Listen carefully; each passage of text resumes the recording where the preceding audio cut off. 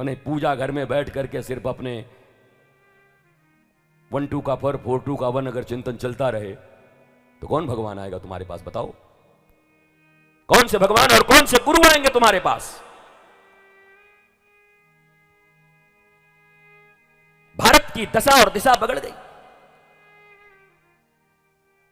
So called बेईमानों ने पैसे रख करके अपने आप को श्रेष्ठ साबित कर दिया।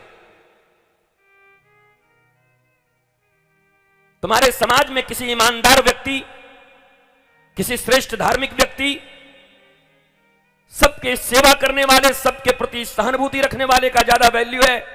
या तुम भी जानते हो 1 नंबर का आदमी बेईमान है, लेकिन पैसे इसके पास ज्यादा है, पद इसके पास ज्यादा है, इसलिए धक्के खा के भी उसको प्रणाम करना चाहते हो?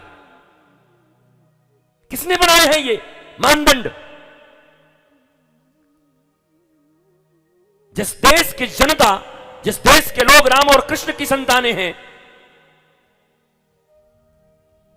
जिस देश में वशिष्ठ, वाल्मीकि, कण्व, ऋभु, अंगिरा, पुलत्स्य, कण्व, चैवन्य,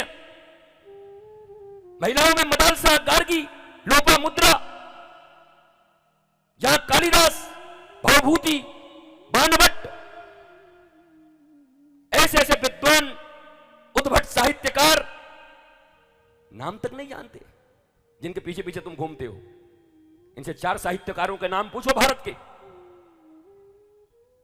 ये एमए करने लगेंगे। हमारी संस्कृति में विद्वानों की पूजा थी।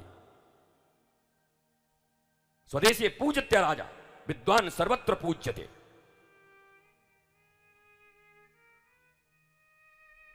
पर तुम बढ़ा रहे हो बेईमानों का महिमा मंडन करके। तुम अपने ही घर में अपने बच्चों को बेईमान पैदा कर रहे हो। जिस बच्चे ने जीवन भर ये देखा है, पढ़ा है, जिसके बारे में सुना है कि आदमी बेईमान था, लेकिन जब आता था तो लोग इससे मिलने के लिए मरे जाते थे, सेल्फी लेने के लिए, तो वो भी वही बनना चाहेगा। कभी भी राम और कृष्ण की संतान नहीं बनना चाहेगा। तो पैदा तो तुम कर रहे हो, गड़बड़ तो तुम कर रहे हो।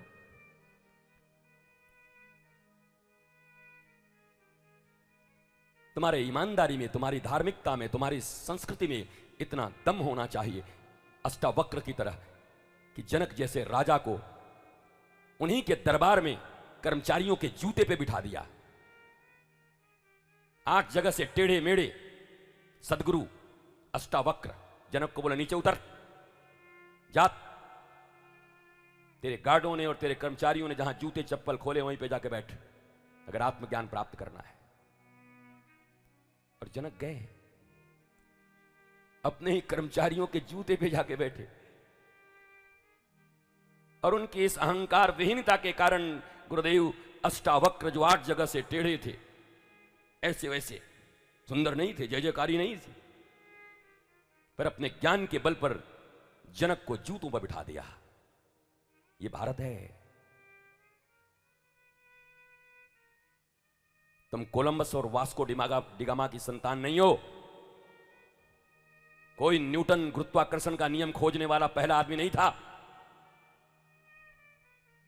वो आइंस्टाइन जो रोते रोते मरा और कहा कि दुनिया में मुझे दोबारा आना हो तो मुझे ज्ञानी इतना पढ़ाना मत, मैं जीवन भर डिप्रेशन में जिया, मुझे एक साधारण प्लम्बर कहीं बना देना। अनपढ़ लोगों, एकेडमिक क्वालिफिकेशन के नाम पे भी तुम जीरो हो, आध्यात्मिक क्वालिफिकेशन के नाम पे भी तुम जीरो हो। और भारत कभी एकेडमिक क्वालिफिकेशन के कारण विश्व गुरु नहीं बना था। भारत की विश्व गुरुता उसके आध्यात्मिक ज्ञान के बल पर थी। लूटा बहुत लोगों ने भारत को, पर उसके आध्यात्मिक ज्ञान को न लूट पाए। 85,000 तुम्हारे धर्म ग्रंथों को जला दिया नालंदा और तक्षशिला में, लेकिन उसके बाद भी तुम्हारा धर्म, तुम्हारी संस्कृति अभी तक बची है, और वो सदा बची रहेगी, क्योंकि वो श्रुत था, मौखिक थे, कंठ में था, हृदय में था। तुम जिनका सम्मान करते हो, जरा उनसे गीता के 5 श्लोक पूछ लिया करो, उनकी संस्कृति के बारे में उनको कितना ज्ञान है। वो इनकम टैक्स का बहुत ज्ञान होगा उनको, कहां कहां माल बचाना है उनको,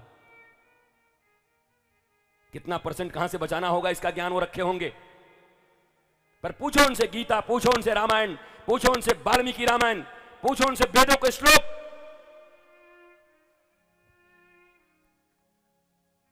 भारतवासियों, सम्मान देना शुरू करो विद्वानों को, तो तुम्हारा देश विद्वान होगा। रोज हनुमान चालीसा पढ़ते हैं। श्री गुरु चरण सरोज रज निज मन मुकुर सुधार, वरणौ रघुबर विमल जसु जोदायक फलचार। बुद्धिहीन तनु जानिके सुमिरो पवन कुमार, बल बुद्धि विद्या देहु मोहि हरहु कलेश विकार। विद्यावान गुणी अति चातुर, राम काज करिबे को आतुर। हनुमान जी पैसे वाले नहीं है, बनवासी हैं, पर विद्यावान, गुणी, अति चातुर और राम काज करबे को आतुर। क्रेजी, हनुमान जी भी क्रेजी हैं। बोलते ना, you are crazy, yes I am crazy. पर किसके लिए? पिज्जा के लिए नहीं, आंत सड़ाने के लिए नहीं, पिज्जा का क्रेजी नहीं हूं। राम काज करबे को आतुर, क्रेजी है पर राम काज करने के लिए। राम कौन है? श्रीमद् वाल्मीकि रामायण कहते हैं, रामो विग्रहवान धर्म। चलता फिरता राम ही धर्म है। राम को किसी धर्म की प्रतिपादन करने की जरूरत नहीं है। जब पृथ्वी पर राम है वही धर्म है।